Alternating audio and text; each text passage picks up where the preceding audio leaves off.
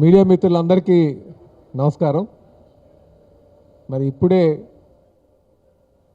కేంద్ర మంత్రి గారు మన పెమ్మసాని గారు వచ్చి బడ్జెట్ మీద అంతా కూడా తెలియజేయడం జరిగింది.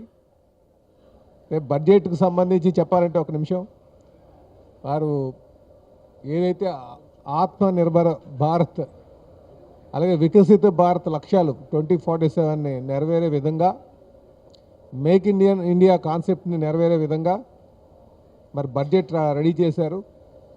ఆ బడ్జెట్ అంతా కూడా రేపు భవిష్యత్ తరాలకు మన భవితికి బంగారు బాట వేసేటట్టుగా ఇన్ఫ్రాస్ట్రక్చర్ డెవలప్మెంట్ మీద సుమారు 12 లక్షల కోట్ల రూపాయలు పెట్టడం చాలా ఆనందదాయకం. ఎందుకంటే రేపు భవిష్యత్ తరాలకి మంచి ఉద్యోగ అవకాశాలు రావాలన్నా, దేశానికి ఆదాయం పెరగాలన్నా సరే ఇన్ఫ్రాస్ట్రక్చర్ డెవలప్మెంట్ మీద, మౌలిక వసతులపైన క్యాపిటల్ ఎక్స్పెండిచర్ ఉండాల్సినటువంటి అవసరం ఉంది.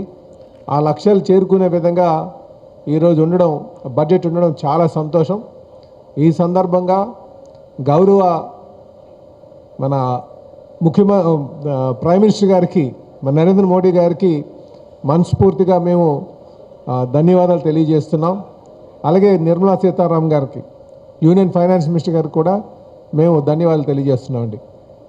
దీంతో పాటు రాష్ట్రానికి వచ్చినటువంటి ప్రయోజనాలు కానీ చూసుకుంటే, మరి గౌరవ ముఖ్యమంత్రి గారి ఒక కృషితో, అలాగే మా ఎన్డీఏ పార్ట్నర్స్ కృషితో, డిప్యూటీ సీఎం గారు కావచ్చు, అలాగే రాష్ట్రలో ఉన్నటువంటి బీజేపీ నాయకత్వం కావచ్చు, వీళ్ళందరి కృషితో, మా యువ నాయకులు లోకేష్ గారు ఒక కృషితో ఈరోజు మనకి ఈ రాష్ట్రానికి కేంద్ర బడ్జెట్ ద్వారా సుమారు 3,300 కోట్లు పోలవరం కావచ్చు. ఎందుకంటే పోలవరం అంటే మన జీవనాడిగా భావిస్తున్నాం.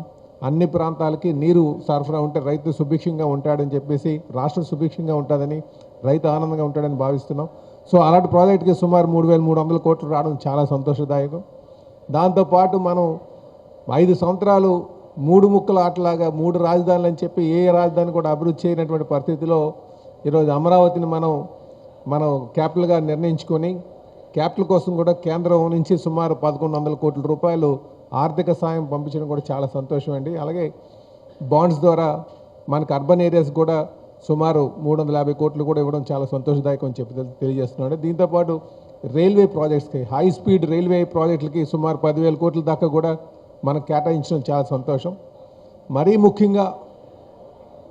ముఖ్యంగా మనకి ఏదైతే ఆంధ్రప్రదేశ్ రేపు డేటా హబ్గా కాబోతుంది, వరల్డ్ డేటా హబ్గా ఆంధ్రప్రదేశ్ కాబోతుంది. దాన్ని దృష్టిలో పెట్టుకొని వాళ్ళు దేశవ్యాప్తంగా కూడా ఈ డేటా సెంటర్స్కి 2047 వరకు కూడా దీనికి గత ముఖ్యమంత్రి గారిని బాధ్యత చేయాలి. ఎందుకు బాధ్యత చేయాలంటే వారికి హిందూ మనోభావాల మీద నమ్మకం లేదు. అందుకనే ఆ రోజు నేను ముందు మాట్లాడేటప్పుడు గుడుల మీద దాడులు జరిగినాయి. గుడుల దాడులు జరిగినంటే మత విశ్వాసం మీద దెబ్బకు తీసేటువంటిది. తన విశ్వాసం నాకు గొప్పదని చెప్పుకునే విధంగా ఈరోజు ఇక్కడ కల్తీ పదార్థం మరి తిరుపతికి సరఫరా చేస్తున్నారంటే కళ్ళు మూసుకొని కూర్చోలేదు కదండి. ప్రతిదీ కూడా గత ప్రభుత్వం చేసేటువంటిది ఏంటంటే లావాదేవీల్లోనే భాగంగానే ముందుకెళ్ళారు. లావాదేవీలే, లిక్కర్ తీసుకున్నా సరే ప్రజల యొక్క ఆరోగ్యంతో ఇబ్బంది పడేటట్టుగా, ప్రజలు బాధపడేటట్టుగా లిక్కర్ స్కామ్ కావచ్చు, అది కూడా కల్తీ మద్యం అమ్మారు. కేవలం ఇవన్నీ కూడా దీని మూలాలు చూసుకుంటే ఆర్థిక ఉపేక్ష ప్రధానటువంటి కారణం. ఆర్థిక ఉపేక్ష కోసం, ఆర్థిక లాభాల కోసం చూసేటువంటి వారికి మనోభావాల పైన పెద్ద ఆలోచన ఉండదు. ఇది మేము చాలా బాధపడుతున్నాం. ఇప్పటికైనా సరే ఖచ్చితంగా దాని బాధ్యతల్ని మేము శిక్షించడం జరుగుతుంది. ప్రజల యొక్క ఆలోచనకి ఆ విధంగానే మరి గౌరవ ముఖ్యమంత్రి గారు ఆలోచన చేస్తున్నారు.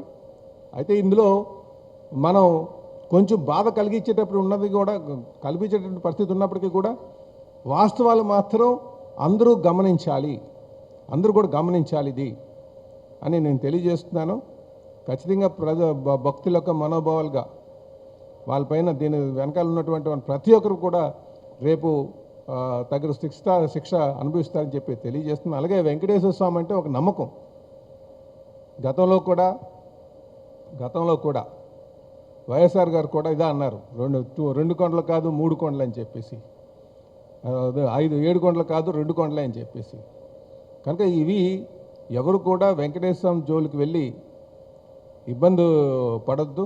మొదట్లో మేము కూడా చాలా ఆలోచించాం, అరే మనం వెంకటేశ్వర స్వామిని లేకపోతే హిందువుల యొక్క మనోభావాలను వాళ్ళు దెబ్బతీసేటట్టుగా ఉందా, లేకపోతే అవన్నీ బయటకు లాగుతున్నావా అనే భయం మాకు ఉంది. భయం లేక కాదు, కానీ నిజాలు చెప్పాల్సినటువంటి అవసరం ఉంది. నిజాలు చెప్పకపోతే ఎలాగవుతుంది? దాని దోషులు శిక్షించకపోతే ఎలాగవుతుంది? నా భయాన్ని పెట్టుకొని నేను కూర్చుంటే నా నాయకత్వానికి న్యాయం చేసినవాడిని కాదే.